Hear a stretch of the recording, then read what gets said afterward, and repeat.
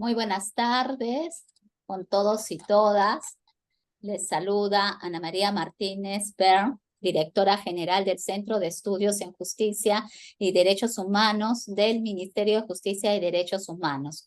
Les damos la más cordial bienvenida a la conferencia de los martes de Justicia y Derechos, un espacio que contribuye a la capacitación continua de los abogados, estudiantes universitarios y público en general en temas de justicia y derechos humanos y otros de interés general.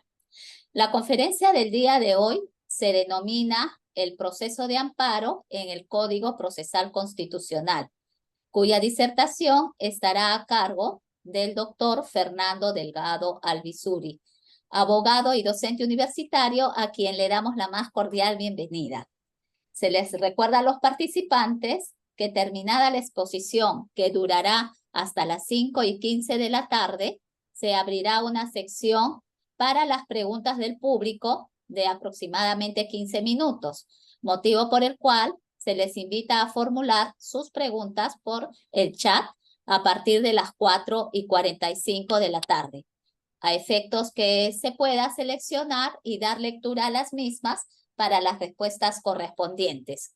Asimismo, se les invita a permanecer desde el inicio hasta el final de la conferencia y contestar la encuesta que se les pasará por el chat en los últimos minutos del evento, a efectos que tengan derecho a su certificado.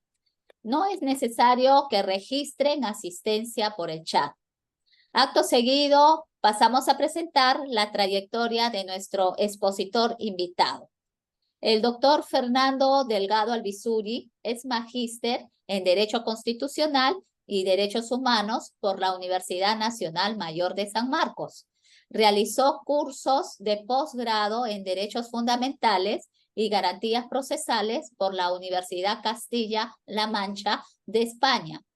Cursante del curso de verano por la Universidad de Bolonia, Italia, Diplomatura de Protección Internacional de Derechos Humanos por la Universidad Alcalá de Henares de España. Asesor en el Tribunal Constitucional, Ministerio de Justicia y Derechos Humanos, Ministerio del Interior, Defensoría del Pueblo, miembro de la Comisión Consultiva de la Comisión de Constitución del Congreso de la República, abogado, litigante y docente universitario.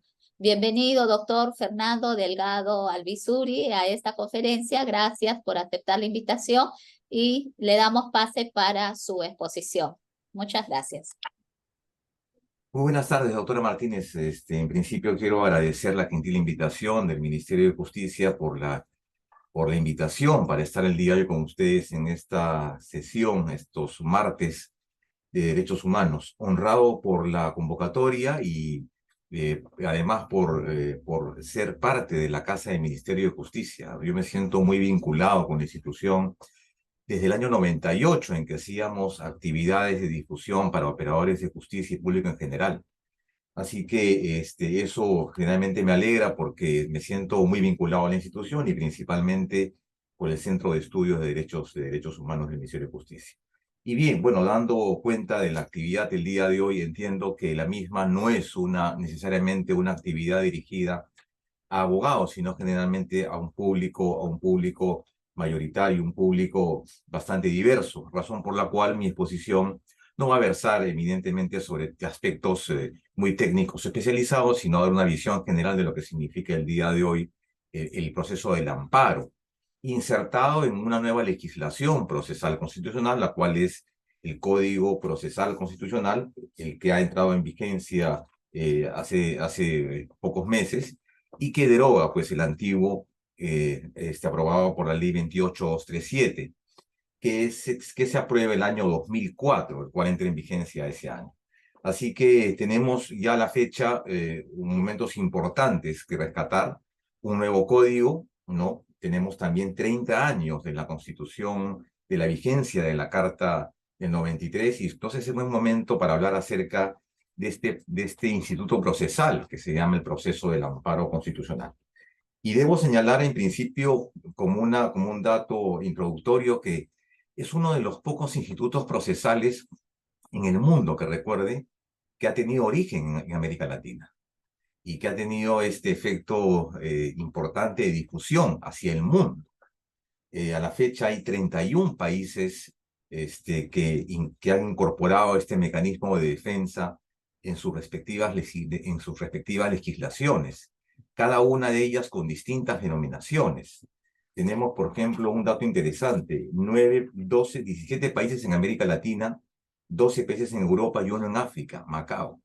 Estamos hablando entonces del principal aporte nacido en México, allá por el año de 1836, cuando se aprueba esta Constitución de Yucatán, y que se incorpora gracias a un jurista mexicano, el jurista Manuel Crescencio Rejón, allá por el año de 1841, y que después se expande los efectos a América Latina. En América Latina se conoce el primer caso en la jurisprudencia argentina, en el caso Samuel Siri, Ángel Siri y Samuel Cot, y que después se difunde a otros países. Cada país tiene distinta denominación. Por ejemplo, en Chile se denomina acción de protección. En Brasil se denomina el mandato de Securán con mandato de seguridad. En Colombia se le conoce como acción de tutela. Y en el Perú hay ciertamente una confusión, porque a pesar de que la Constitución lo denomina garantía constitucional, el día de hoy se le conoce como proceso, el proceso del amparo. Independientemente de la denominación, considero que el proceso del amparo es la más importante conquista de derechos en el escenario constitucional, y aparte representa en nuestra jurisprudencia el proceso más acudido. Hay una enorme carga procesal y aparte una fuerte democratización de este proceso, conjuntamente con los otros 6 procesos que conforman estos mecanismos de protección, ya sea de garantía de la jerarquía de la Constitución, como la protección de las libertades públicas, de lo cual básicamente proviene el proceso del amparo. Y entonces ahí radica su importancia, ¿no? No solamente en el hecho de ser un mecanismo idóneo para la defensa de derechos fundamentales, sino porque bajo su vigencia han operado los principales cambios y el desarrollo importante en materia de la jurisprudencia constitucional. Los precedentes vinculantes han encontrado en el amparo un escenario importante para desarrollo, en el sentido de establecer en el Perú, ya hace muchos años, esta consolidación de la jurisdicción constitucional y esta visión neoconstitucional. Entonces resulta siendo importante porque además el amparo constitucional el día de hoy, a diferencia de la legislación anterior, me refiero a la 23.506, ha sufrido muchos cambios, ¿no? Es un proceso básicamente mucho más democrático, mucho más accesible, y que permite eso, la tutela y defensa de los derechos fundamentales. El día de hoy nos encontramos básicamente con un proceso de amparo optimizado, ampliado, y que está diseñado bajo un principio, el principio de una tutela urgente diferenciada, que significa que tenemos un amparo el día de hoy que está insertado en lo que se llama un modelo que privilegia ya no la certeza, sino la probabilidad, a partir de la vigencia del nuevo código. Yo quiero permitirme compartir un material con ustedes que hemos traído para la discusión, si me permite, y de ahí seguiremos avanzando en el tramo de la actividad. Tenemos algunas reflexiones que quería compartir con ustedes con respecto a este proceso del amparo constitucional, algunas ideas generales. Acá tenemos algunas que ya hice referencia. Los horizontes contemporáneos del derecho procesal, yo creo que se ven ampliados por la presencia del amparo. La concretización de los derechos fundamentales a partir de la efectiva protección en el caso en concreto. Y además, un elemento importante es que no se puede hablar el día de hoy de derechos sin las garantías debidas, ¿no? El concepto de las garantías debidas significa que el Estado, que la Carta Política, debe brindar al ciudadano mecanismos rápidos, expeditivos, céleres y principalmente gratuitos para la defensa efectiva de estos contenidos. Es a grandes rasgos, digamos, algunos elementos característicos de lo que significa el día de hoy el proceso del amparo constitucional. Y obviamente, se inserta en nuestra constitución política del Estado, luego de un proceso largo de reconocimiento, y lo encontramos en el artículo 200, inciso 2 de la Constitución Política del Estado. Y ha sido conceptuado en un principio como aquel mecanismo procesal que protege los derechos, ¿no? A excepción de los que ya protege el proceso habeas corpus, el habeas de cumplimiento, cada uno de ellos dirigido a la protección y defensa de derechos específicos. Esa es una tesis, yo diría, es una tesis de naturaleza excluyente. ¿Qué es lo que no protege cuando deberíamos dirigir la sesión a aquello que protege el proceso del amparo constitucional?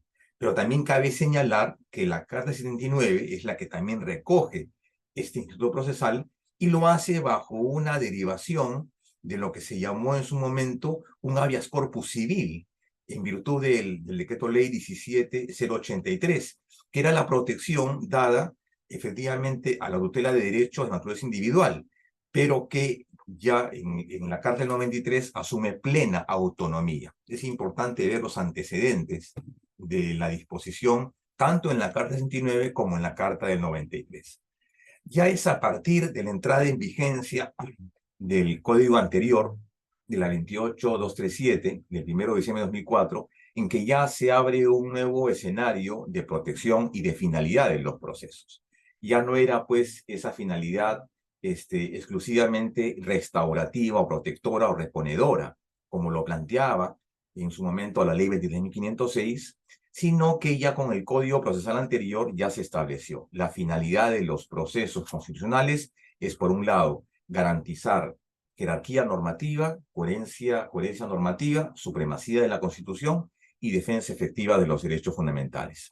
El Código actual plantea casi el mismo criterio y lo establece en este título 1, disposiciones generales, cuando habla de la finalidad de los procesos. Es decir, es el marco general.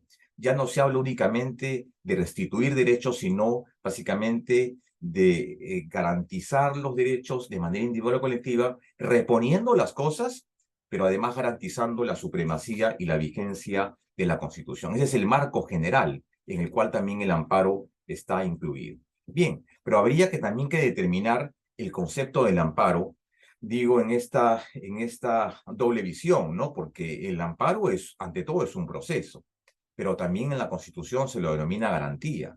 El amparo también fue históricamente considerado como un juicio, procesalmente es también considerado como una acción, y de acuerdo a algunos procesalistas es también considerado como un recurso. Así que veamos en buena cuenta lo que estas distintas posiciones.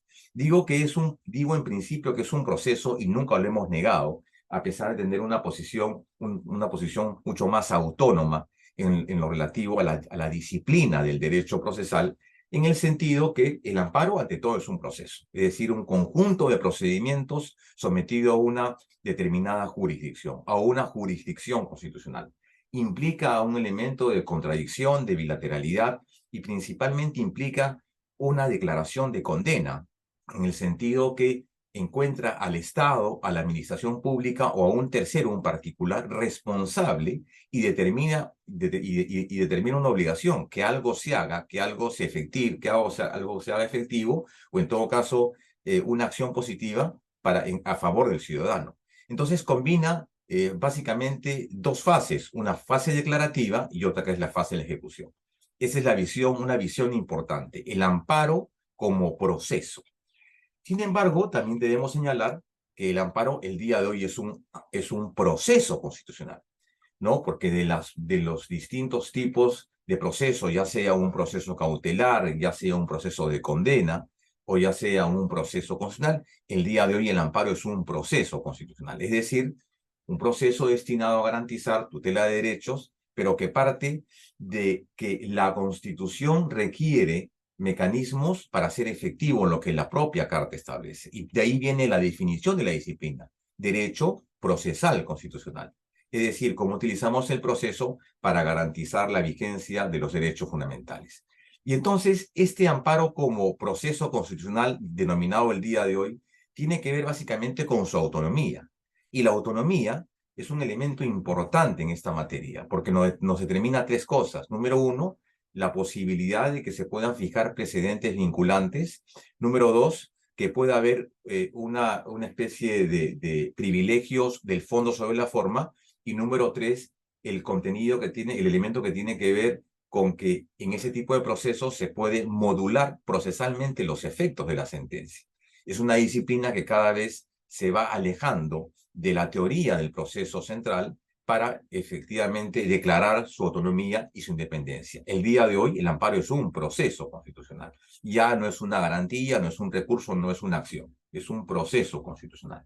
Bien, y luego de ello habría también que establecer de que como proceso constitucional combate el concepto de las amenazas, omisiones y todos los actos lesivos que involucran la actuación del Estado, en particular o en general la administración pública. Pero luego de ello, habría que entender también que el amparo como proceso constitucional está dirigido entonces a proteger derechos fundamentales. Es un proceso destinado a proteger derechos fundamentales que tienen, y reitero esto, que tienen un contenido constitucional directo, es decir, dentro de lo que contiene las llamadas normas del bloque de constitucionalidad.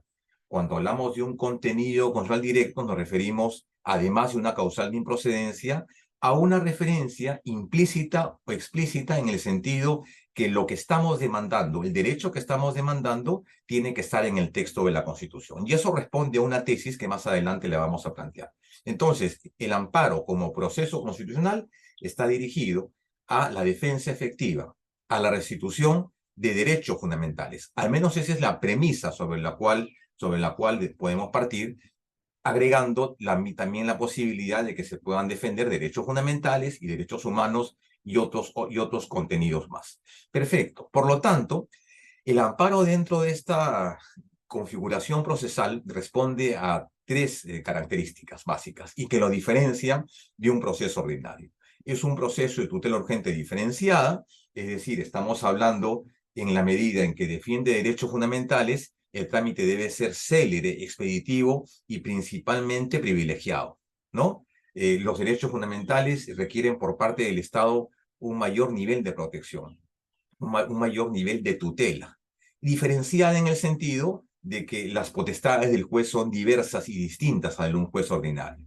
Es un proceso sumario, célere, expeditivo, ¿no? Algunos dirán, sí, pues los procesos ante el Tribunal Constitucional, digamos, pueden durar hasta 2 años, pero en comparación con otros procesos, estamos hablando de un proceso eminentemente rápido, y más aún con el código actual, estos plazos se van acortando. Y es un proceso optimizado, ¿por qué? Porque hay una serie de disposiciones en el código que se han mantenido y que se han postulado desde los inicios de la legislación procesal en que efectivamente mejoran el concepto, mejoran aquellos contenidos que le permiten una mayor protección. Por ejemplo, los principios de suplencia deficiente en la queja, la posibilidad que el juez tenga la capacidad de integrar las decisiones o en todo caso privilegiar el fondo sobre la forma, nos lleva a concluir que estamos frente a un proceso optimizado, mejorado y ampliado, y aparte que cuenta con una argumentación distinta, una visión distinta dentro de la comparación de los otros procesos constitucionales. Bien, desde ese punto de vista hay algunas características de las muchas que hay he escogido creo que 7 u 8 características del proceso del amparo en nuestra legislación. Tenemos por un lado el principio, entre otros, no voy a señalar todos por un tema básicamente de tiempo, el principio de la bilateralidad. La no participación del demandado no afecta la tramitación del proceso, ¿no? El demandante puede plantear el proceso, digamos, en ausencia, bajo la presencia de un representante. El principio de preferencialidad en la medida en que este proceso se resuelve antes que otros, obviamente por la tutela urgente de derechos. Iniciativa de parte, el legitimado legitimado para interponer la demanda solo es el afectado, entre otros principios. Acá tenemos algunos otros más y quiero en específico referir este que está acá.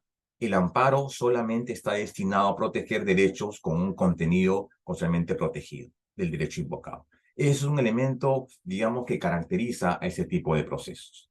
Bien, y otro más importante es este, ¿no? El principio de simultaneidad. La demanda es declarada improcedente si el agraviado ha recurrido previamente a otro proceso judicial de forma paralela. Algunas también conocidas como causales de improcedencia aplicables a los procesos constitucionales. Bien, pero en suma, ¿qué significa un proceso constitucional? Un proceso constitucional tiene tres características. Número uno, es aquel que garantiza, en virtud de su ejercicio, la vigencia de la Constitución, ya sea en el ámbito de la jerarquía normativa o en la defensa de derechos fundamentales. Es un proceso autónomo en la medida que el día de hoy cuenta con una regulación que ciertamente se apoya o se ve complementada de otras regulaciones, digamos, cercanas, como es el Código Penal, el Código Procesal Civil o las normas comunes. Pero es un proceso el día de hoy autónomo. Y es aquel proceso que resuelve una controversia constitucional dirigida principalmente a eso, ¿no? A resolver un conflicto de intereses de orden público que garantiza la Constitución, que se encuentra contenido expresamente en la Carta Política y que cuenta con este contenido protegido. Algunos lo llaman por error contenido esencial. Tres características que el día de hoy hacen referencia al concepto del proceso del amparo. Y digo proceso diferenciándolo de otras posiciones. Me refiero a entender el amparo ya no como un proceso, sino como un recurso. Ese criterio se sustentaba en la idea de que, claro, el régimen recursivo plantea que un recurso tiene por finalidad un reexamen de una decisión administrativa, y el amparo no necesariamente lo es. Tampoco sería una acción, porque el concepto de la acción, al menos en la Unión Alemana, decía que la acción era la capacidad ilimitada, y el amparo obviamente tiene límites en su concepción procesal. A otros decían que era un juicio. El juicio es un concepto que tiene que ver con la presencia y la participación de los abogados, de los letrados, en la instancia del proceso. Entonces nos quedamos con el contenido, con esta acepción de el amparo como un proceso constitucional. Perfecto. Y entonces, dentro de esta visión, podríamos hablar entonces que el que tiene un fuerte contenido con ser un proceso de condena, porque al final la decisión obliga al Estado o a la administración o a un tercero a que haga algo a favor del demandante, ¿no? Es decir, establece un mandato que sea efectivo, un proceso sumario, y también diríamos hay elementos comunes de un proceso cautelar, porque en el fondo estamos hablando de elementos comunes, no la verosimilitud, la presencia de un daño y principalmente la premura con respecto a la decisión del caso. Y entonces es en suma un proceso constitucional. Perfecto. En la Carta del 93 ya se estaban hablando de algunos presupuestos con respecto al proceso del amparo, ¿no? Y hace referencia a esto que efectivamente estos presupuestos tienen que ver con respecto a algunas posiciones doctrinarias, en el sentido de que hay muchas visiones con respecto al amparo. Hay una tesis restrictiva y una tesis amplia al respecto. Yo diría que el día de hoy hay una posición sumamente, mucho más actual, en el sentido, aquí está un segundo, aquí está, y entramos a los tipos de derechos que protege el amparo. Entonces diríamos que hay dos posiciones. Una posición reduccionista, también nominada formal, y una concepción material, una posición abierta.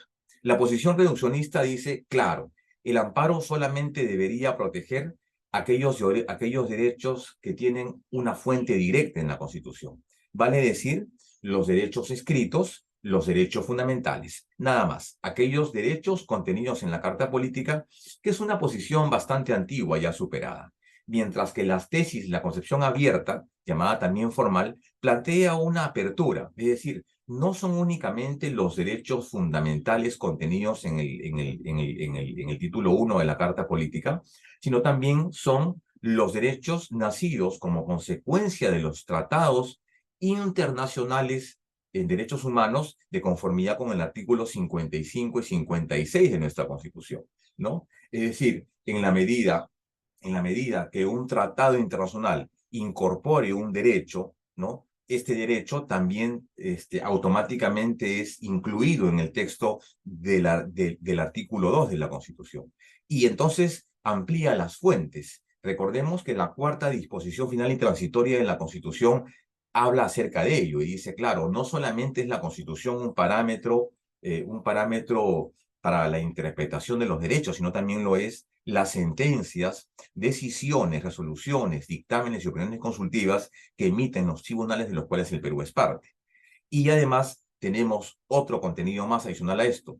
Es la interpretación del artículo 3 de la Carta Política, que se conoce como los derechos no enumerados, ¿no? La cláusula abierta de derechos, y que tiene una directa vinculación a tres elementos: fórmula democrática, soberanía popular y forma republicana de gobierno. Es decir, este artículo 3 abre la puerta para que otros derechos no escritos, no contemplados, también sean objetos de protección. En nuestro país hemos tenido una importante creación jurisprudencial de estos derechos no enumerados. Los últimos, para señalar algunos, no todos: el derecho a la protesta, el derecho al olvido, el derecho al plazo razonable, el nem bis in idem, por ejemplo, el derecho a la eficacia de los actos administrativos, el derecho a la autodeterminación informativa, son derechos creados a partir de la interpretación del artículo 3.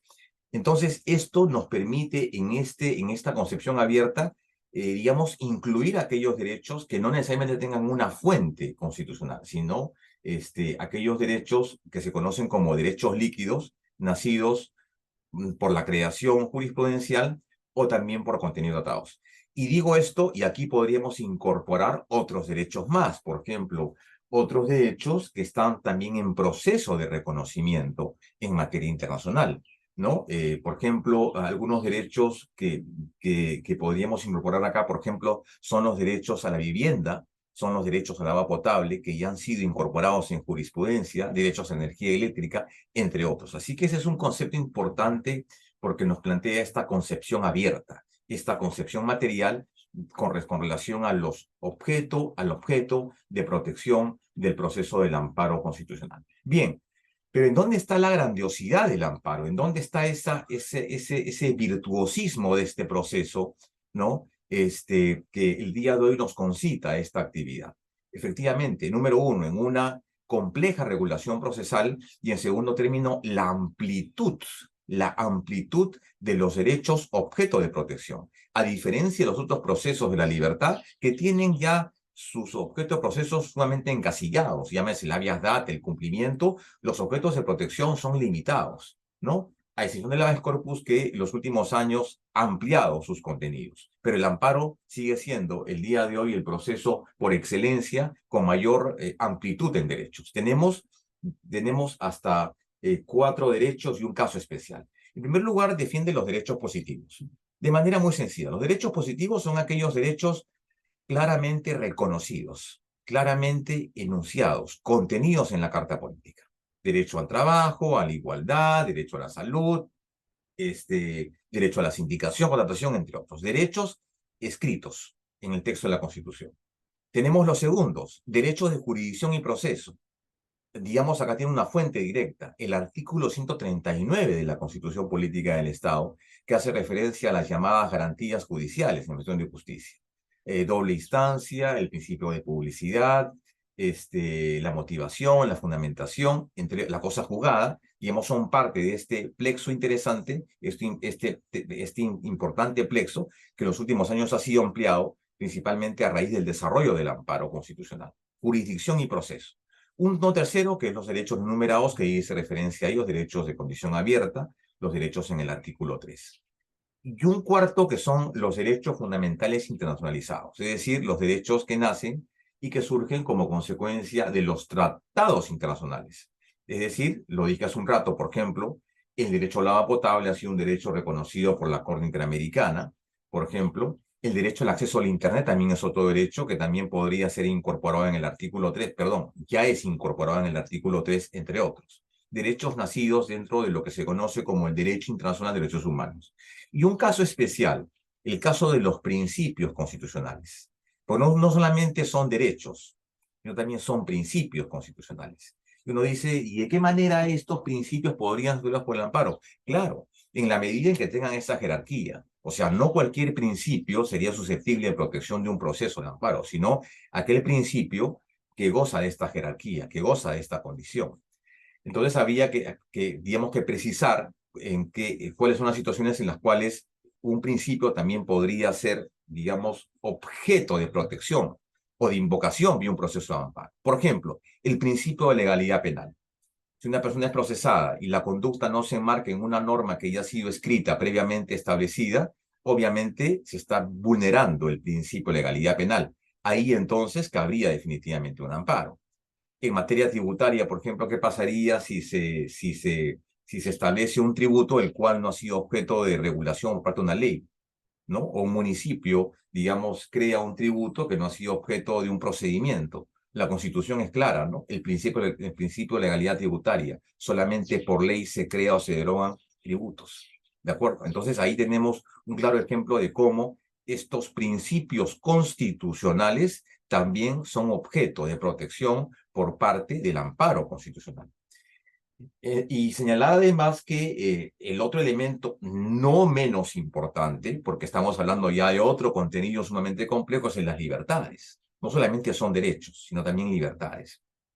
Tenemos libertad de contratación, libertad de comercio, libertad de trabajo, también contenidos en el texto de la Constitución y que se incorporan directamente en el ámbito de protección.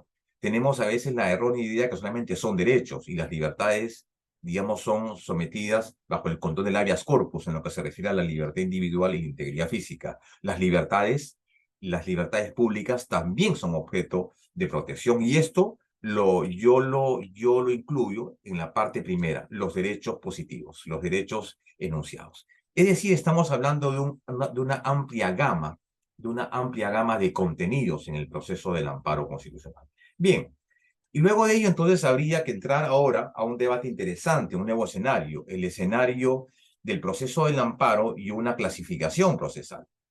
Y ese es un tema interesante porque acá nos abre, la verdad, muchos temas para discutir. Y quiero centrarme únicamente en dos tipos de amparo que nos trae la doctrina. Por un lado, tenemos el amparo ordinario, que es una tesis amplia, en el sentido de que establece la posibilidad de que se plantee el amparo contra actos de la administración pública y contra particulares. Es decir, una actuación indebida, por ejemplo, de la Municipalidad de Lima, de la SUNAT, o por ejemplo de Indecopi, o por ejemplo de cualquier entidad pública.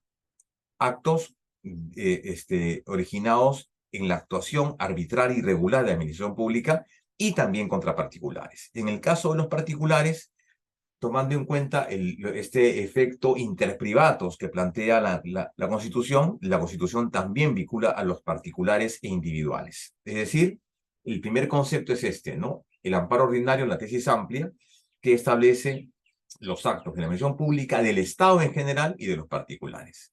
Y una segunda clasificación es esa que tiene que ver con el amparo extraordinario, esa tesis restrictiva. En ese sentido, ya la jurisprudencia en una tesis, yo diría, digamos, dentro de la tesis restrictiva, una posición mucho más abierta, ha establecido, digo abierta, me refiero en el caso de resoluciones judiciales, ha tenido pues una apertura interesante en los últimos años. Entonces es aquel que procede en ese segundo ítem contra las resoluciones judiciales, ¿no? Y el amparo contra normas legales. En el caso primero es interesante, porque ya desde la Constitución, desde la Constitución del 79 ya se preveía esa existencia, pero se establecía y se decía, claro, el amparo procede contra cualquier acto arbitrario de cualquier autoridad. Claro, ya con el Código Procesal este concepto se amplió y se dijo, claro, con cualquier resolución judicial que afecte el debido proceso. Bien, entonces estamos hablando de una posibilidad de cuestionar una resolución judicial, porque ésta no observa los contenidos mínimos del debido proceso, no garantiza el acceso, los contenidos mínimos del acceso a la jurisdicción. Pero dentro de este amparo contra acciones judiciales también encontramos otros subtipos, como el famoso amparo contra amparo, ¿no es así? El amparo contra amparo que, a pesar de que fuera negado en un principio en el Código, el día de hoy ya está sustentado por un precedente vinculante. Y esto también ha permitido la posibilidad de que se recreen otros tipos de amparo en esta modalidad. El amparo contra habeas corpus, el amparo contra cumplimiento, y otras posibilidades como es, por ejemplo, el amparo contra un habeas data, en fin, distintas modalidades y posibilidades. Y luego tenemos el otro, el amparo contra normas legales. También es un caso sumamente interesante, Porque si bien es cierto, este amparo contra las normas legales estaba en un principio vedado en nuestra Carta Política y estaba vedado en nuestro texto del proceso constitucional, lo cierto es que el día de hoy existe. Pero existe por una cuestión sumamente, digamos, precisa. Lo que se cuestiona en ese tipo de amparos no es la norma en sí, sino es los efectos de la norma. Repito nuevamente, en el amparo contra normas no se cuestiona directamente la norma. Lo que se cuestiona son los efectos de la norma en el caso en concreto. Porque para cuestionar una norma con rango de ley, el mecanismo correcto sería el planteamiento de una acción de inconstitucionalidad. Entonces, ¿cuál es la razón para que se establezca el amparo contra normas? Claro, con respecto al tema de la legitimidad. Porque en los procesos orgánicos, en una acción de inconstitucionalidad, hay una legitimación extraordinaria. ¿De acuerdo? Solamente determinados supuestos de los poderes públicos pueden plantear este proceso y un grupo en especial de ciudadanos. Sin embargo, cuando se trata de normas legales, se da esta posibilidad, pero no para la declaración de que la norma sea inconstitucional, sino se va contra los efectos de la norma. Ya el tribunal había desarrollado una tesis en el sentido de que existen dos tipos de normas, las normas autoaplicativas y las normas heteroaplicativas. Las normas autoaplicativas tienen una aplicación directa, no necesitan una mediación, ¿no? Estas normas se aplican de manera directa y las normas heteroaplicativas requieren por lo menos cierto nivel de reglamentación para ser efectivas. Entonces tenemos estos dos tipos de normas. Y dije antes que se abre el escenario de discusión con respecto ya no esta tipología general, amparo ordinario y el amparo extraordinario, sino a otro tipo de tipologías donde el amparo ha tenido, digamos, este espacio para el desarrollo. Nos referimos, por ejemplo, al amparo laboral, signado con una experiencia jurisprudencial, el presidente Pedro Antonio Belón Flores, amparo laboral. El amparo municipal, el caso de Mabel Benavides García. El amparo arbitral, por ejemplo, el día de hoy, la sentencia minera María Julia, ¿no? En el sentido de que establece las causales de improcedencia para demandar un laudo arbitral. El amparo electoral, el caso Lizama Puelles, ¿no? Además, el amparo pensionario, me refiero a la sentencia 1417-2005, Manuela Nicame Hernández, entre otros, y el amparo corporativo, es aquel que procede frente a actos de los particulares, en donde estamos frente, por ejemplo, a un acto de un comité, de una asociación, de un club. Entonces, hay una amplia distinción y por último, el amparo en estados de emergencia. También es importante. O sea, se abre la posibilidad de la existencia de varios subtipos a partir del conocimiento del amparo y en esta virtuosidad del instituto procesal que permite la protección de varios derechos fundamentales. Bien, perfecto. Vayamos a hablar un poco acerca de la procedencia del proceso del amparo.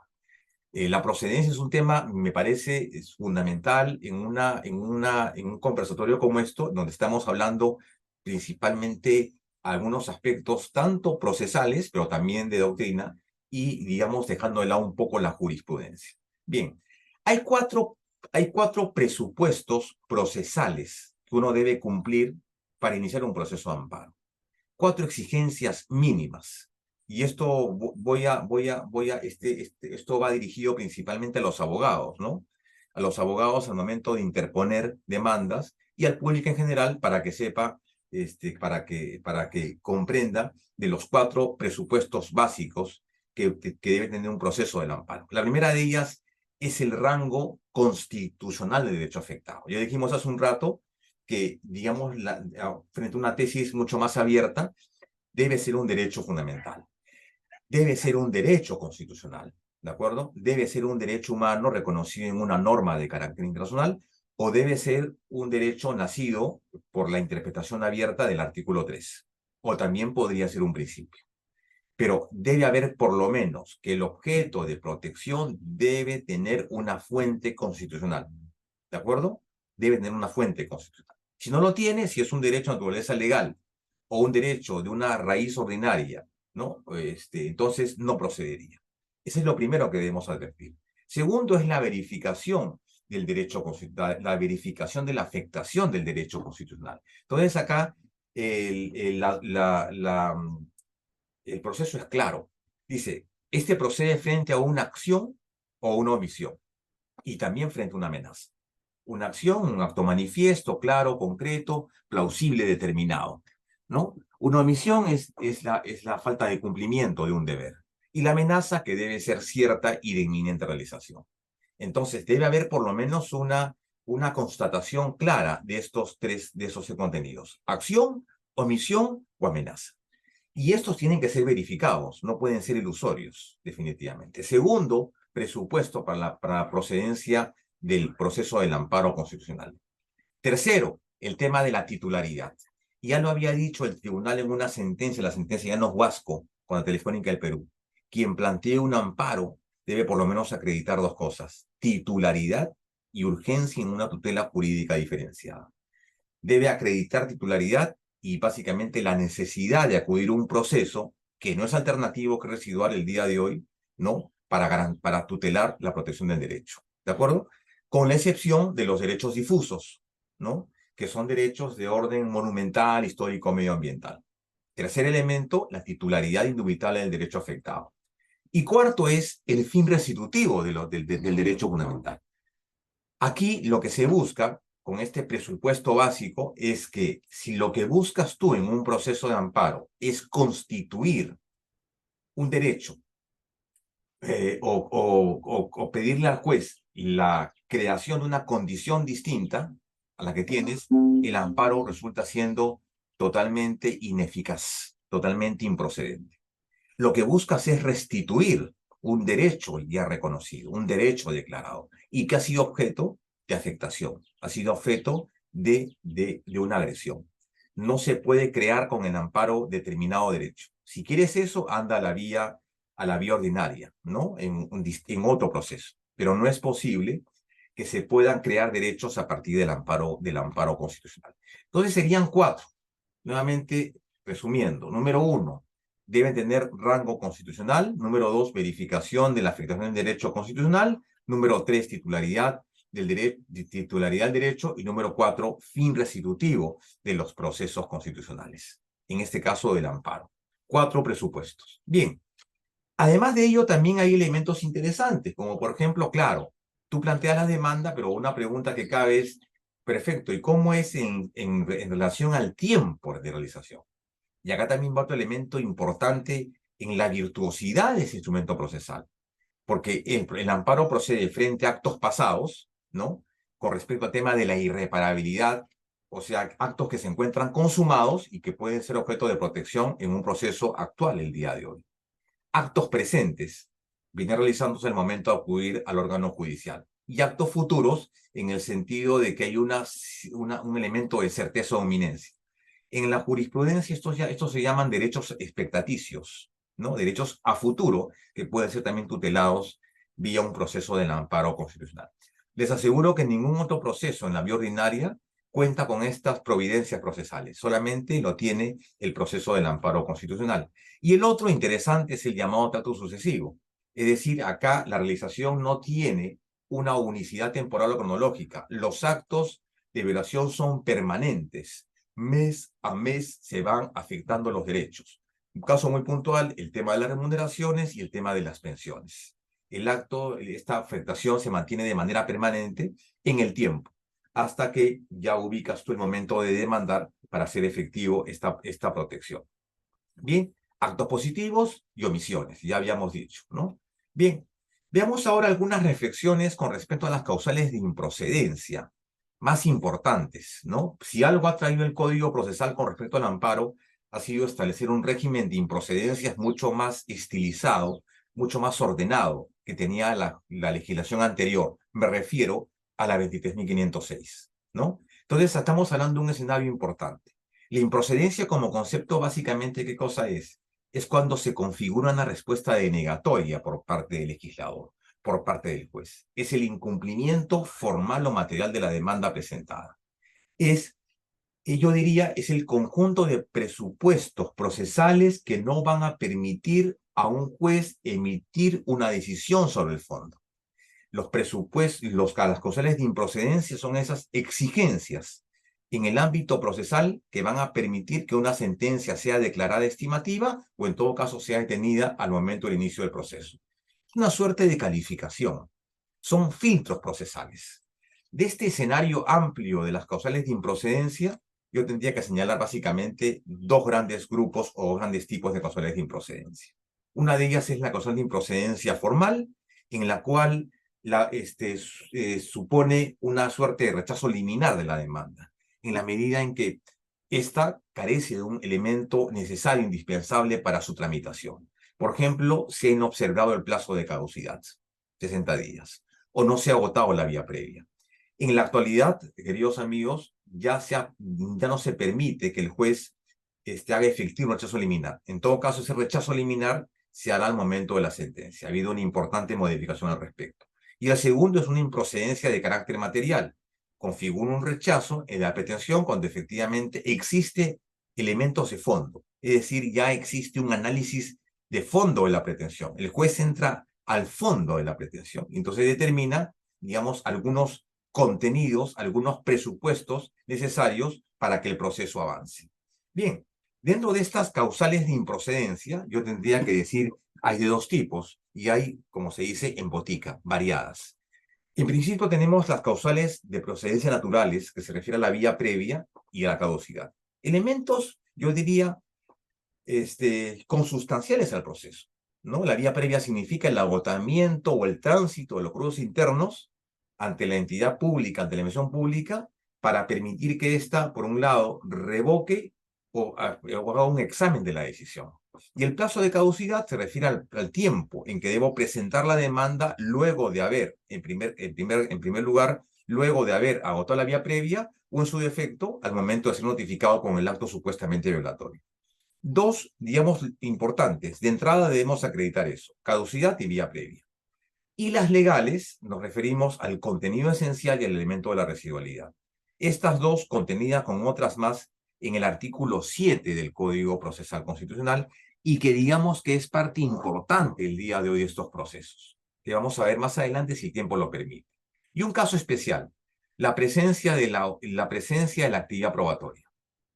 Si el caso en cuestión que involucra la demanda, la pretensión que involucra la demanda, tiene una cuestión probatoria, o sea, o requiere una actividad probatoria, obviamente el proceso de amparo sería totalmente ineficaz, sería totalmente improcedente. Si hay temas que probar, entonces el caso debería remitirse a otra vía, la vía contenciosa. Ya hay un debate zanjado en el sentido de que en el proceso del amparo no hay estación probatoria, pero sí hay prueba, obviamente, porque la prueba permite que las partes acrediten los hechos expuestos en la demanda. Pero la actividad probatoria, esta que implica la etapa de la admisión, la etapa del traslado, la etapa de la tacha, la etapa de la evaluación, entre otros, eso no se da en el proceso del amparo. Los medios probatorios que se admitan deben ser medios probatorios que tienen una condición, medios de prueba plenos. ¿Qué significa esto? Que no requiera actuación, que por su propia consistencia cree convicción y certeza en el juez. Un caso especial, la cuestión de la ausencia de etapa probatoria. ¿Por qué? Porque si habría etapa probatoria, estaríamos hablando de un proceso que podría prolongarse en el tiempo. Y lo que se busca es una tutela rápida, célere de los derechos fundamentales. Bien, tenemos esta primera clasificación. Y ahí dije la vía previa, digamos, responde a dos condiciones. Puede ser entendida como un derecho de los administrados en el sentido de solicitar el reexamen de una decisión administrativa, pero también hay otra visión en el sentido de que la vía previa también podría ser entendida como una facultad de la administración pública al darle una posibilidad al administrado para revisar su caso. Hay que hacer una distinción acá en el concepto de la vía previa. La vía previa asume dos dimensiones. Una primera dimensión, una vía previa a secas, ¿no? Una vía previa, de manera literal, vía previa, que significa este agotamiento de la instancia, pero en el ámbito privado, particular. Es decir, al interior de una asociación, de un club, de una instancia de carácter particular. Esa es la vía previa. Y la vía previa administrativa está regulado por lo que establece la 27444, es decir, el planteamiento, el recurso de los recursos correspondientes, ¿no? El recurso de reconciliación, el recurso de apelación y el recurso de revisión. Eso se llama la vía previa administrativa. Bien, Entonces, hay que hablar acerca de eso. Perfecto. Bien. Y el otro tema, ya tenemos solamente 15 minutos. Entonces, tenemos acá dos causales importantes de improcedencia. Yo creo que esas dos causales de improcedencia, a partir de la entrada en vigencia del Código Procesal anterior, de la 28237, yo creo que establecen un antes y un después en el proceso del amparo, porque ya determinan una nueva etapa. Estamos frente a un modelo, a un diseño procesal que garantiza la probabilidad versus el modelo anterior que garantizaba la certeza. En este modelo del proceso del amparo, en el Código Procesal, en el actual y el anterior, se privilegia un conjunto de causales de improcedencia. Y las dos más importantes es la determinación del contenido protegido y, por otro lado, la determinación de la vía idónea en materia de los procesos constitucionales. ¿A qué me refiero con esto? En específico, esos dos artículos. No proceden los procesos constitucionales cuando los hechos y el petitorio de la demanda no están referidos en forma directa al contenido constitucionalmente protegido del derecho invocado. Y número dos, existan vías procedimentales específicas satisfactorias para la protección del derecho amenazado o vulnerado. Esas son las dos. Si tú pasas estas dos vallas, ¿no? Entonces, yo creo que existe la posibilidad de que esto llegue a instancias del Tribunal Constitucional. Pero además de estas vallas, de estos filtros procesales que se han establecido, también está, obviamente, la figura del precedente vinculante, que es una regla jurídica expuesta en un caso en concreto y que lo que establece puede establecer también una determinación de improcedencia. Hay un precedente vinculante que establece una regla jurídica y por lo tanto la demanda debe ser declarada improcedente. Bien, ya habíamos hablado de las improcedencias, entonces quiero hablar ya un poco de la residualidad. La residualidad se hace referencia a esto, ¿no? Dice, claro, el amparo será improcedente cuando existan vías alternativas satisfactorias plenas, oponibles al proceso. Bien, a mi modo de ver, considero que el tema de la residualidad, más que una causal de improcedencia, debería ser entendida como una reiteración o una ratificación legislativa de aquello de lo que el Código establece y lo que el amparo siempre ha sido. Un proceso que defiende derechos fundamentales. Por tanto, hablar del tema de la residualidad significaría, claro, un poco desconocer que existe una vía idónea para la defensa de estos derechos y una vía ordinaria o una vía contenciosa o una vía laboral. Yo creo que la cosa está clara acá. Entonces, más que una causal de improcedencia, ¿de acuerdo? Yo diría que es una ratificación, una reiteración legislativa de lo que el amparo siempre fue, un mecanismo vinculado a defensa de derechos fundamentales, de manera directa o de manera explícita o de manera implícita o de manera directa. Perfecto. Bien, entonces yo diría que un poco para responder este concepto, a este contenido, el tema de la residualidad, habría que señalar entonces, claro, existen vías alternativas, idóneas, satisfactorias para la protección del derecho, sí. Pero no basta que las vías existan, que la vía alternativa exista. La vía alternativa siempre va a existir, que es la vía ordinaria o la vía contenciosa. Siempre va a existir, es una vía, yo diría, contingente. Lo que debo determinar es en qué medida esta vía alternativa, de acuerdo a esta vía alternativa, resulta siendo satisfactoria plenamente, satisfacción plena en el ámbito procesal al proceso del amparo, en términos comparativos. Eso es lo que debe determinar este concepto de la residualidad. Bien, entonces debemos tener en cuenta lo siguiente. Este concepto de la residualidad, ¿cómo, digamos, en una perspectiva negativa, cómo podría entenderse? Dice, una perspectiva negativa, no podrá acudirse al amparo para la defensa de cualquier derecho constitucional si esa misma defensa puede lograrse a través de algún proceso en la vía judicial ordinaria. Es decir, acá no estamos frente a que la otra vía exista. Aquí estamos frente a una pregunta: determinar cuán idónea es la otra vía y que sea satisfactoria plenamente. Debemos señalar además que frente a esta posición que muchos estudiosos en la materia planteaban que era una medida, una medida abiertamente inconstitucional porque de alguna manera restringía esta jurisdicción de urgencia, esta última ratio de defensa de derechos fundamentales. Algunos colegas decían que esta era una medida ciertamente inconstitucional. Particularmente yo tengo una posición que la he señalado y la he sostenido desde hace muchos años, en el sentido que cuando se trate de derechos fundamentales, porque hay obviamente jerarquías de los derechos fundamentales, el amparo no debería estar sometido a este concepto de la residualidad. Me refiero en específico a los derechos de salud, educación y trabajo, los DESCA. Deberían ser siempre tramitados en vía del amparo constitucional, independientemente que haya otra vía. Es una posición que yo la mantengo ya hace muchos años. Entonces, ahora bien, cuando hablamos de esta otra vía, obviamente nos referimos a que esta otra vía sea una vía judicial, no una vía administrativa. ¿De acuerdo?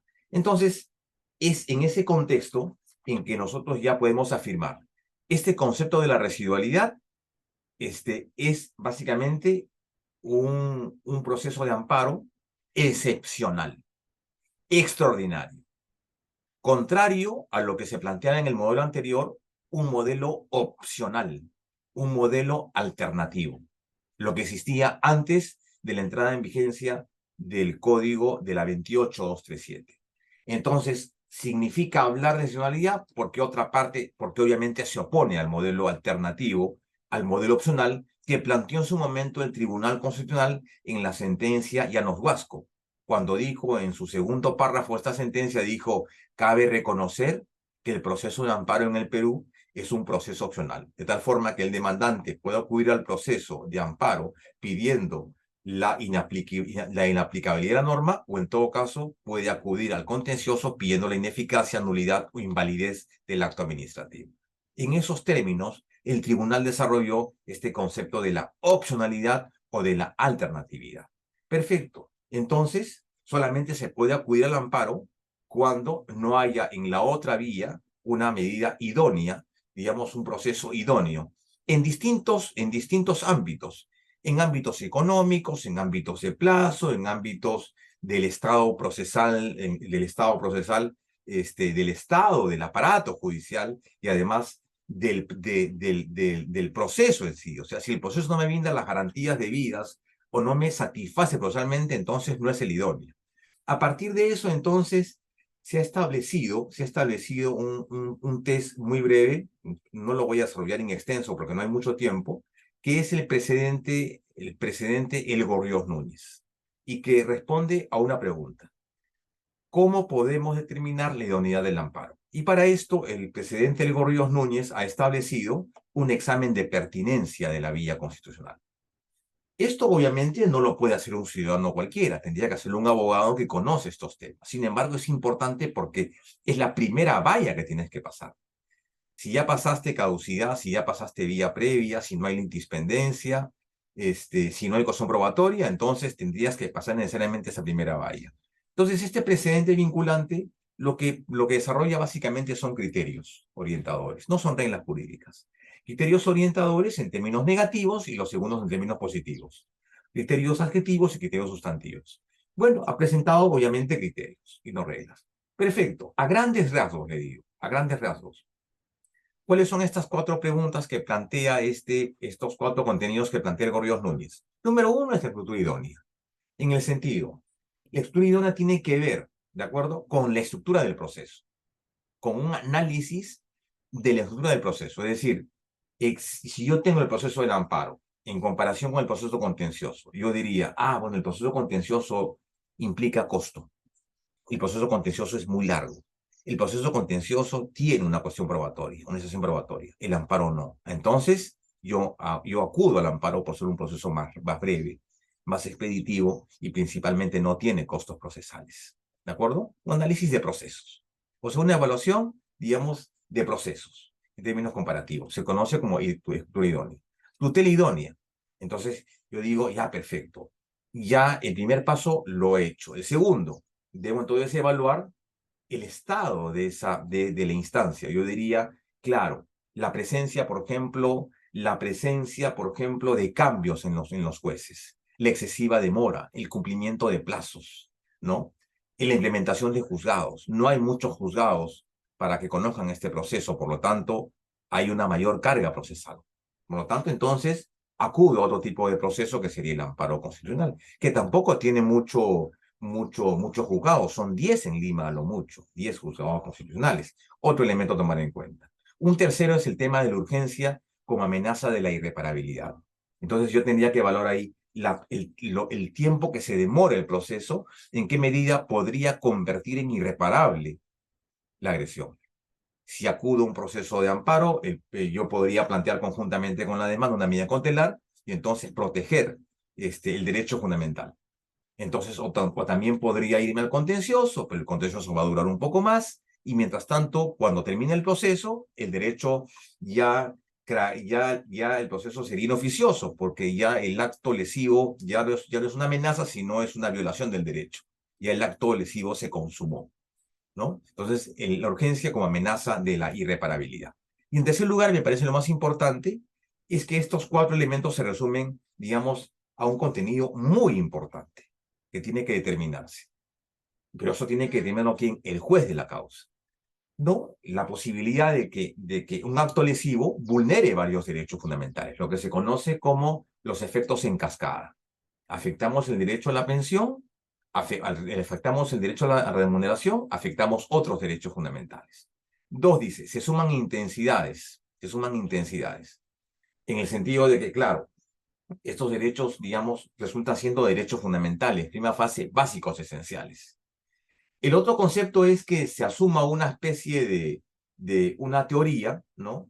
Que digamos, que reconozca una jerarquía, como ocurre en España, ¿no? En España ocurre en la Constitución española hay derechos fundamentales y derechos de los españoles. Con respecto a los derechos fundamentales procede el amparo constitucional. Aquí podríamos decir, si habría una jerarquía, diríamos cuáles son los derechos fundamentales de jerarquía: vida, integridad, vida, integridad, salud y otros derechos. Hay otros derechos, digamos, no menos importantes, pero pueden pertenecer a una segunda jerarquía, como por ejemplo asociación, como por ejemplo el derecho de participar en la política educativa, en fin, esos derechos son de segunda jerarquía. O sea, podríamos ascribirnos a esta tesis de una jerarquía, una protección prioritaria.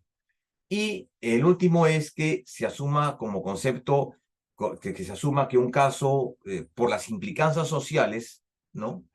Podría o debería ser visto en la vía constitucional y no en la vía ordinaria. Es decir, criterios importantes. Aunado a esto, está el otro contenido. La segunda valla importante a pasar, que lo que se demanda tiene que estar vinculado a un contenido protegido. Y acá hay mucha confusión, porque algunos colegas y algunos abogados confunden el concepto del contenido protegido con el llamado contenido esencial del derecho fundamental. Son dos cosas distintas. El contenido esencial versa más bien de una reflexión filosófica, histórica de la Ley Fundamental de Bonn del año 40, cuando hablaba acerca de cuando el Estado legisla debe respetar el contenido esencial del derecho fundamental. Bueno, eso se repitió en la Constitución de Bonn, en la Constitución española, y bueno, acá tenemos también nuestro contenido esencial. Pero el contenido protegido es aquella referencia directa a que aquello que se plantea en una demanda de amparo, la pretensión, esté vinculado directa o indirectamente, de manera implícita o explícita, a un derecho fundamental. Entonces, ese es otro elemento importante, la cláusula sobre el contenido protegido, diferenciándolo del contenido esencial del derecho fundamental. Entonces, acá tenemos algunos criterios jurisprudenciales, porque si tenemos que manejar estos dos criterios, habría que citar alguna jurisprudencia. Con relación a la vía idónea, el precedente del Gorríos Núñez, y con respecto a este contenido protegido, tendríamos que hablar de la sentencia 1417-2005 PATC, Manuel Anicama Hernández, donde desarrolla básicamente el contenido esencial e indirectamente el contenido protegido. Perfecto. Y lo primero que hay que señalar cuando hablamos de este contenido protegido, lo que plantea la jurisprudencia, repito, fundamento jurídico 37 de la sentencia 1417-2005 PATC, Manuel Anicama Hernández, del 26 de junio del 96, del 2005, es básicamente estos derechos de sustento directo. ¿Y qué es lo que dice? Básicamente esto. Un derecho tiene sustento constitucional directo cuando la Constitución ha reconocido explícita o implícitamente un marco de referencia que delimita nominalmente el bien jurídico susceptible a la protección. Es decir, este contenido protegido es aquella parte del derecho que tiene que ser susceptible de protección en el ámbito de la justicia constitucional. Y el otro ámbito del derecho, el ámbito procesal, tiene que ser derivado a la vía procesal. Un caso para que se entienda mejor. El derecho al trabajo. ¿Es un derecho fundamental? Sí, por supuesto. ¿Es un derecho constitucional? Sí, por supuesto. ¿Es un derecho humano? Sí, porque ha sido reconocido por instrumentos internacionales. Perfecto. El derecho al trabajo tiene dos contenidos. Un contenido de faz constitucional y un contenido de faz ordinaria, de faz laboral. ¿Cuáles son estos dos contenidos? Digamos, hagamos un círculo y planteemos faz constitucional y faz ordinaria. ¿Cuáles son los contenidos constitucionales del derecho al trabajo? Los que ha dicho el Tribunal Constitucional en la sentencia Pero Abelón Flores. Número uno, que se le dote al trabajador de una adecuada protección contra el despido arbitrario. Artículo 27. Número dos, el derecho de acceso a un puesto laboral. Número tres, el derecho a mantenerse en ese puesto laboral. Número cuatro, el derecho a gozar de una remuneración. ¿De acuerdo? Cuatro derechos.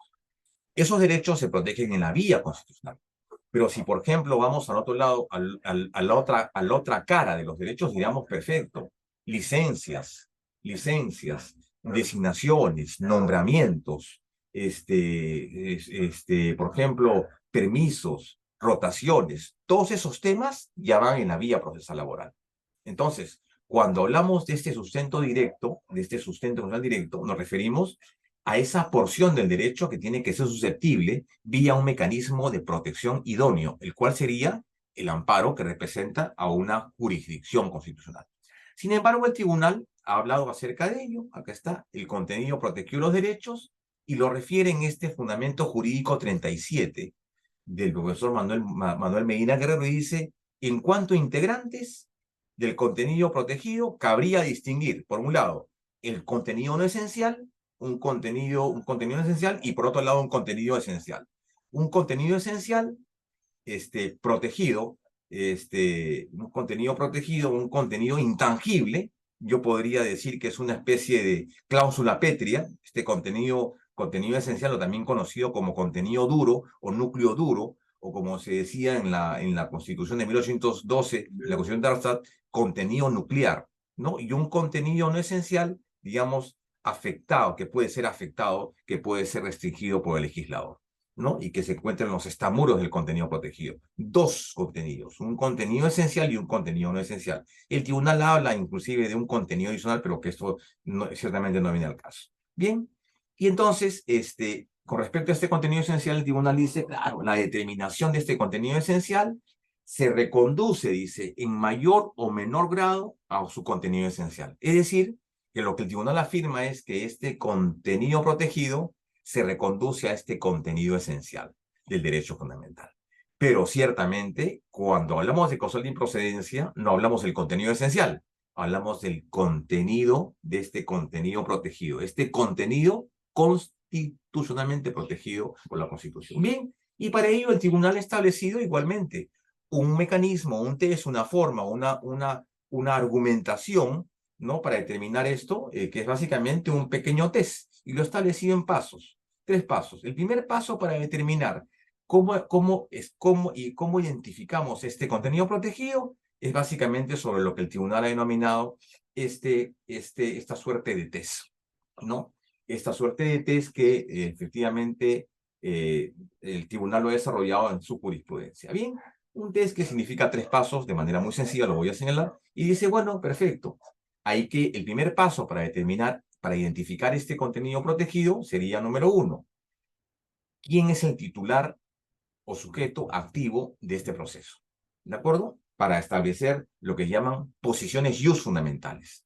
Dar respuesta a interrogantes como sobre quién es el sujeto activo titular, quiénes son sujetos pasivos. Es decir, identificar porque pueden haber sujetos en una situación de desigualdad. Pueden haber sujetos, por ejemplo, en situación de vulneración. Determinar quiénes son los sujetos activos y pasivos. Un segundo paso tiene que ver que, claro, en qué medida esos actos suponen una intervención del ámbito normativo. ¿En qué medida se está afectando? Repito, ¿en qué medida se está afectando este contenido duro del derecho? Si los actos que se representan como lesivos suponen una intervención en el ámbito normativo del derecho fundamental. Claro. ¿Existe o no esta afectación? Y el tercer paso, yo diría en términos positivos y negativos, porque si llegamos al si la respuesta en el segundo nivel es positiva, entonces culminamos el test. Y entonces llegamos al tercer paso. Entonces diríamos, perfecto, ¿la intervención en el ámbito normativo del derecho se encuentra justificada o no se encuentra justificada? Ahí ya entramos en un ámbito de la intensidad de la afectación. La intensidad de la afectación puede ser muy grave, leve o muy leve. Y a partir de eso podemos determinar si la medida es o no constitucional. Es decir, estamos hablando del grado de afectación, el grado de injerencia. Bien, entonces eso es lo que nos ha llevado el día de hoy un poco a ver el tema del amparo. No he querido ahondar en temas eminentemente procesales, ni mucho menos citar abundante jurisprudencia que suelo utilizar cuando abordo este tema en específico, porque considero que nuestros oyentes el día de hoy no son necesariamente abogados y he querido dar una visión muy general del amparo como proceso, de los derechos fundamentales en debate en el amparo, y además también los requisitos el día de hoy para la tramitación de un proceso del amparo constitucional. Y bueno, haciendo obviamente una referencia dentro de lo que significa este proceso en esta legislación en el Código Procesal Constitucional. Doctora Martínez, he culminado mi presentación 2 minutos antes para dar paso a las preguntas que voy a lugar con todo gusto. Sí, muchísimas gracias, doctor Fernando Delgado Alvisuri, por su brillante exposición sobre este tema del proceso de acción de amparo. A continuación voy a dar lectura a algunas preguntas que nos están haciendo los participantes para que proceda a darles respuesta, por favor. Primera pregunta. Usted mencionó que en el proceso de amparo se tutela derechos humanos, derechos fundamentales. Pregunta un participante, ¿cuál es la diferencia existente entre ambos derechos? Y cómo no, Adelante, por favor. la diferencia es muy clara. Los derechos humanos y los derechos fundamentales son distintas categorías. Cuando hablamos de los derechos humanos, hablamos de estas manifestaciones de una concreción de poder que en cada momento histórico determina un mecanismo de defensa o establece un mecanismo de defensa de manera extraordinaria o de manera ordinaria, ¿no? La defensa de un derecho. Es decir, los derechos humanos son categorías universales, son categorías tendencialmente absolutas, pero que se desarrollan y se generan a través del derecho internacional de derechos humanos. Esos son los derechos humanos. Digo esto en la definición del profesor Pedro Niken, ¿no? Y el profesor Antonio Pérez Luño, que coinciden en esto. Mientras que los derechos fundamentales son también derechos humanos. Pero los derechos fundamentales tienen otro contenido, es un contenido mucho más complejo. Los derechos fundamentales son derechos humanos debidamente positivizados, pero que estos derechos tienen 4 características. Número 1, implican por parte del Estado un mayor nivel de protección. Segundo, estos derechos pueden ser limitados, no son absolutos, pueden ser limitados, ¿de acuerdo? Pueden ser limitados, pueden ser restringidos, inclusive pueden ser eliminados. Tercero, los derechos fundamentales cuentan con un contenido esencialmente protegido, un contenido esencial. Y cuarto, los derechos fundamentales implican un límite al legislador. Entonces, es un tema mucho más argumentativo el tema de los derechos fundamentales. Los derechos fundamentales son derechos humanos. Pero los derechos humanos, los derechos fundamentales tienen este elemento de la esencialidad y se distinguen de los DDH porque los DDF o los derechos fundamentales tienen una argumentación mucho más compleja. Es decir, estamos hablando que los derechos fundamentales son los derechos humanos debidamente institucionalizados. Esa es la diferencia. Gracias, doctor. Siguiente pregunta. ¿Cuál es el procedimiento para presentar una demanda de amparo y cuánto dura el proceso? Bueno, ahí sí yo tendría que decir, dependiendo del tipo de proceso.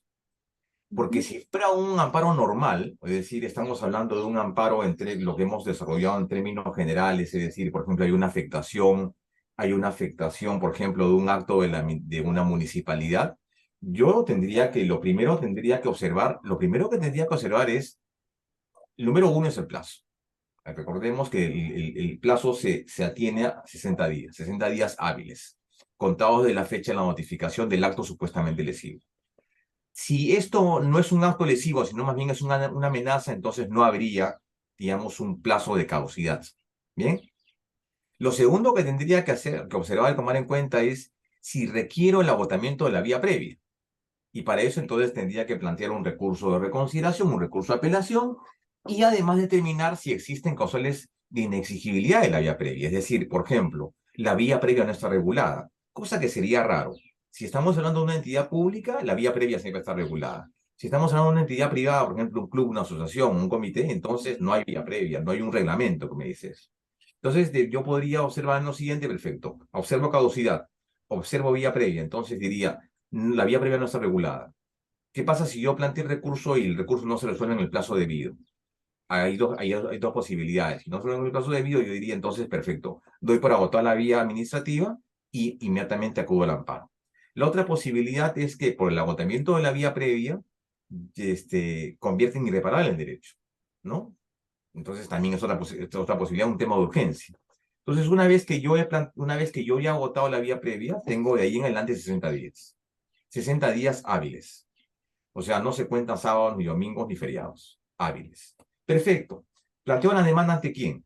Se trata de un acto, digamos, con un acto que nace de la misión pública. Yo podría plantear el caso ante un juzgado civil o ante un juzgado constitucional. El código nos dice que deberíamos plantearlo ante un juzgado constitucional.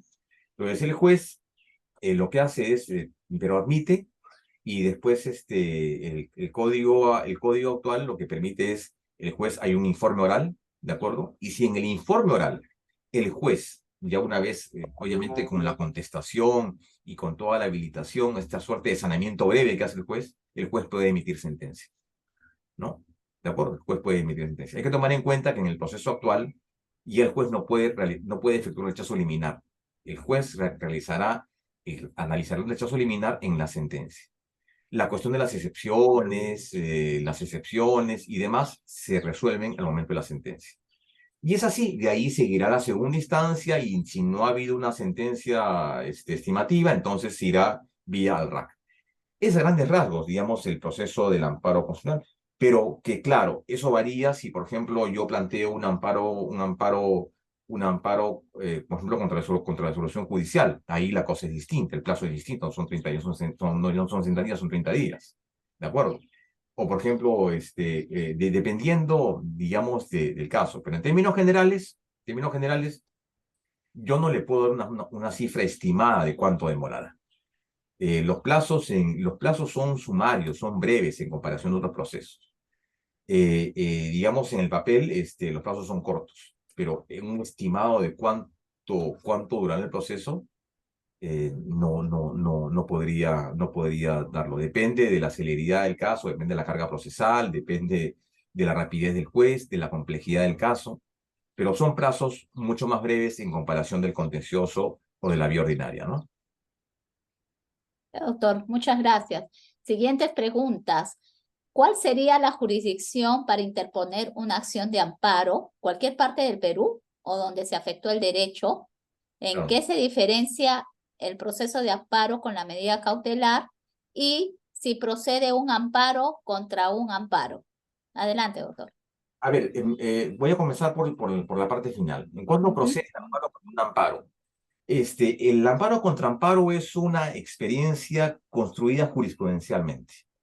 Porque recordemos que el código anterior establecía, ¿no? Una causal dice que no se podía plantear un proceso constitucional mientras lo resuelto en otro proceso constitucional.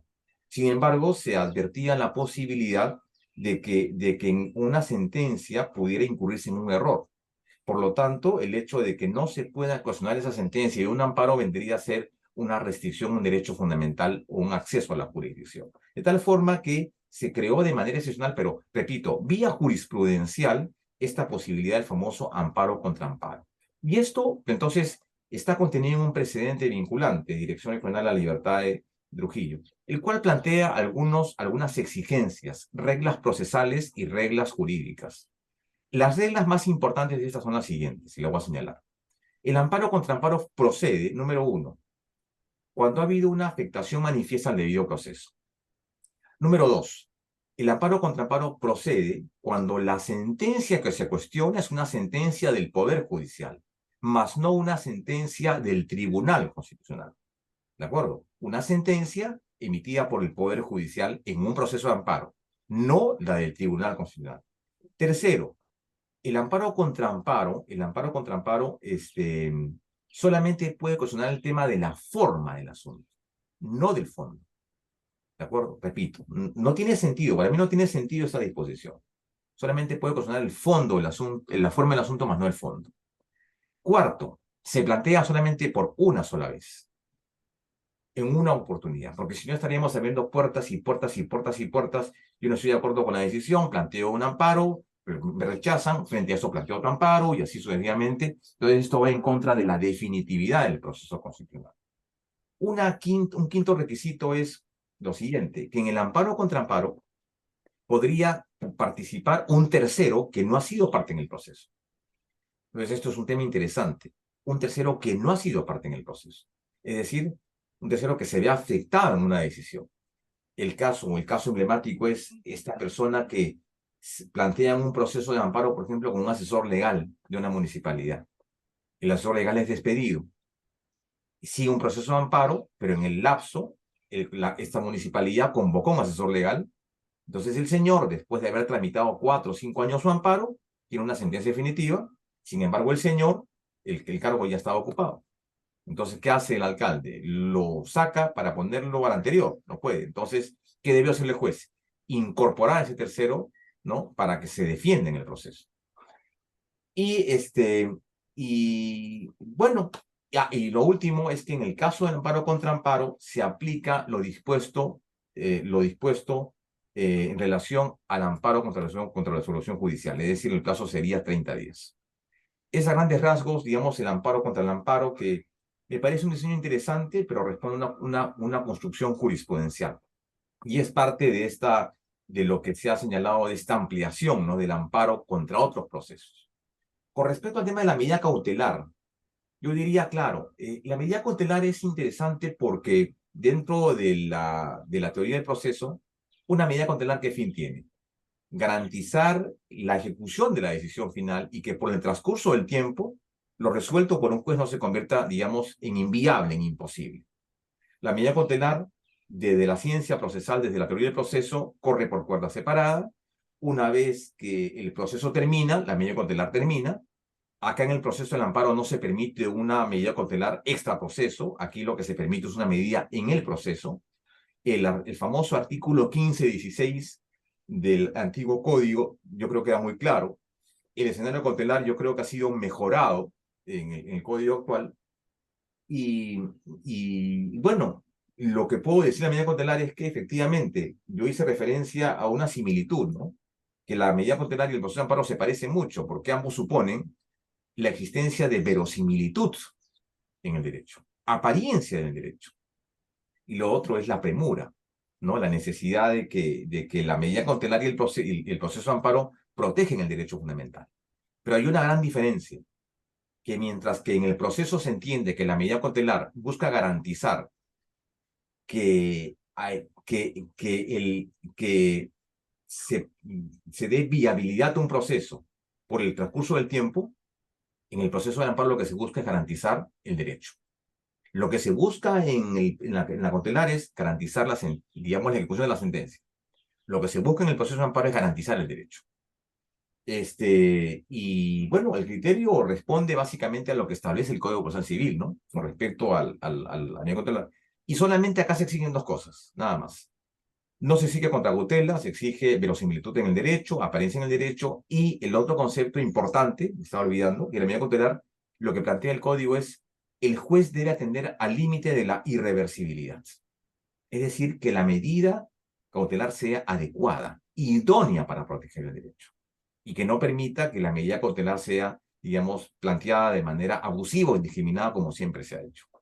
Eso es lo que podía alatar. Y la tercera pregunta, doctora, me perdí. Sí, era, ¿cuál sería la jurisdicción para interponer una acción de amparo? ¿Cualquier parte del Perú o donde se afectó el derecho? En materia del habeas corpus ya se han establecido ciertas limitaciones. En materia del amparo no hay ninguna. Hasta donde tengo entendido no hay ninguna. No hay ninguna. Cualquier juez civil es competente. Si no hay un juez, si no hay un juez constitucional, acude a un juez civil. Es una jurisdicción. Perfecto. No, es una jurisdicción de carácter. Por eso le dije, dependiendo, porque si vamos a plantear una demanda contra la acción judicial, el caso es distinto. ¿De Ujú. acuerdo? Y si vamos a Ya. plantear una demanda de amparo en términos normales, entonces la jurisdicción obviamente cambia. Pero Ujú. cualquier juez civil y cualquier juez, a pesar que el código dice, ¿no? O sea, los juzgados constitucionales son competentes, pero donde no hay juzgados constitucionales, será un juez civil. Ya, doctor, unas tres últimas preguntas porque ya el tiempo nos gana. Gracias. Eh, Cuando una demanda de amparo no es resuelta más de un año en primera instancia, ¿puede la víctima recurrir directamente a la Comisión Interamericana de Derechos Humanos por temas de ineficacia de mecanismos internos? Siguiente. Ya. En caso de un alumno de la Policía Nacional Perú haya culminado sus estudios, pero se encuentra aún internado por encontrarse en una investigación penal hasta que se solucione, ¿procede acción de amparo? Y la final es, a consecuencia de las elecciones municipales y regionales pasadas, hubo postulantes que presentaron acciones de amparo contra resoluciones que emitió el Tribunal del Jurado Nacional de Elecciones, retirándolos de la contienda electoral. Mediante una acción de amparo, podría suspenderse temporalmente las elecciones en mérito a dichas acciones de amparo a efecto de no afectar la contienda electoral con los resultados de dichas acciones de amparo. Ya. A ver, lo que no me ha quedado claro es la segunda. Voy a responder la primera y la última, que sí la tengo Ya. clara. Imaginémonos que, como usted bien dice, ¿no? Se ha planteado una demanda y hay una inacción por un año. Entonces, no hay, digamos, datos de la admisión, no hay notificaciones a la casilla, no hay ninguna noticia del juzgado, a pesar de que uno concurre, está en estudio, está en estudio. Bueno, el plazo se ha vencido con exceso, obviamente, ¿no? Ahora bien, y la pregunta es si esto habilitaría a que se plantee una denuncia ante la Comisión Interamericana. Yo diría en principio que no, porque el sistema interamericano es un sistema subsidiario. Debe agotar la vía interna. Debe agotar la vía interna. Debe agotar la vía nacional. No debe haber nada pendiente en la vía nacional. Sin embargo, solamente quiero aclarar lo siguiente. Imaginémonos que ya no sería el acto de la admisión, ¿no? Sino que el proceso dura demasiado.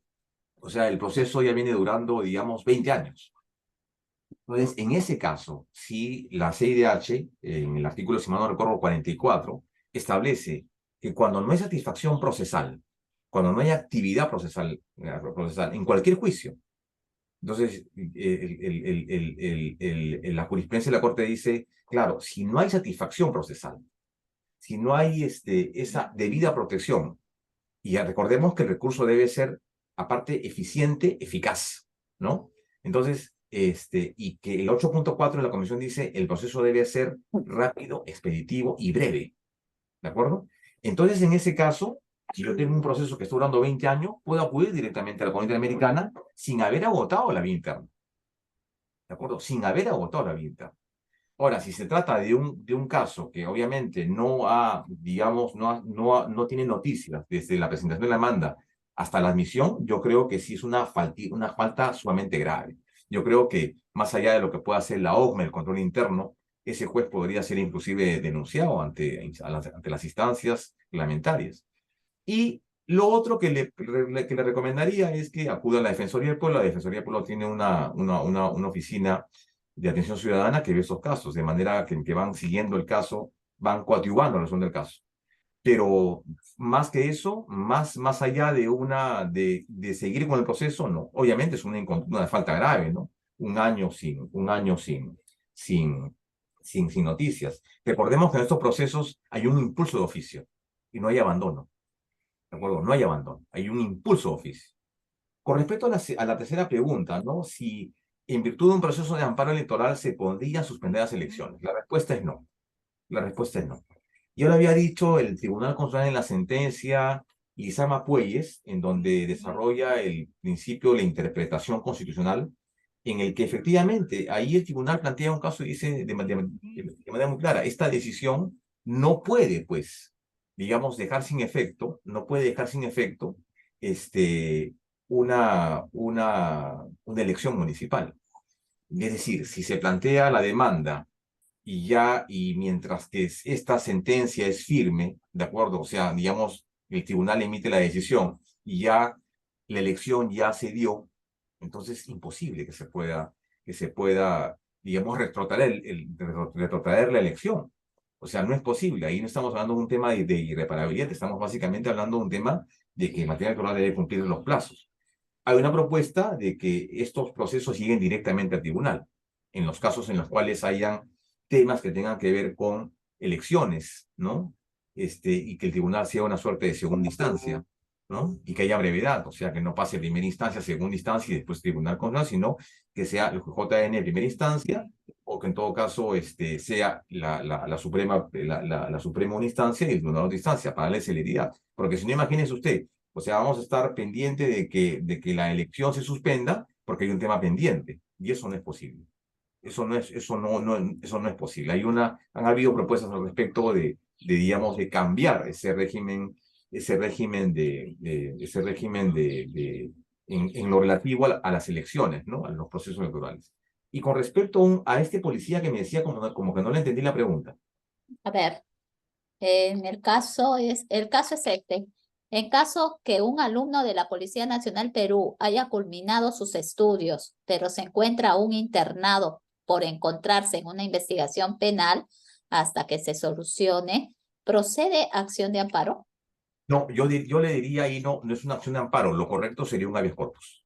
Ya, Hay perfecto. una, hay una detención, una retención irregular y arbitraria por parte del comando policial, por parte de la autoridad, y que debería pues ordenarse su liberación inmediata. Recordemos que el concepto del habeas corpus no solamente es con respecto a la privación de libertad en un penal, sino también se ha extendido este concepto a otros escenarios, como por ejemplo es una persona privada de libertad, pero no solamente en un penal, sino en una comisaría, en un albergue, en un hospicio, en una clínica psiquiátrica, ¿no? En cualquier ámbito en que efectivamente hay una privación de libertad, ¿no? Así que yo más bien sugeriría que sería un habeas corpus porque hay una evidente restricción de la libertad individual y que la medida idónea sería un habeas corpus. Perfecto. Muchísimas gracias, doctor Fernando Delgado. Ha sido un gusto contar con su participación en esta conferencia de los martes de justicia y derechos con el tema el proceso de amparo en el Código Procesal Constitucional. Le agradecemos por su alto nivel de exposición y a todos los participantes. También agradecemos a los 668 personas que se han conectado y nos han acompañado en esta conferencia virtual. Se les recuerda a los participantes que estas conferencias son grabadas y colgadas en el canal de YouTube del Ministerio de Justicia y Derechos Humanos al día siguiente. Asimismo, se les comunica que las certificaciones se les hará llegar a sus correos electrónicos consignados en su ficha de inscripción a aquellos que han permanecido desde inicio hasta el final de la conferencia. En el chat también se colocó un enlace con una encuesta para que lo contesten. La próxima conferencia será el martes 28 de noviembre con el tema Aspectos regulatorios de la firma digital como resguardo de la identidad digital. Están cordialmente invitados. Y finalmente, doctor Fernando Delgado, un gusto y será hasta una próxima oportunidad. Muchísimas gracias y buenas tardes con todos. Hasta luego, muchas gracias, doctora. Cuídese. Gracias, doctor.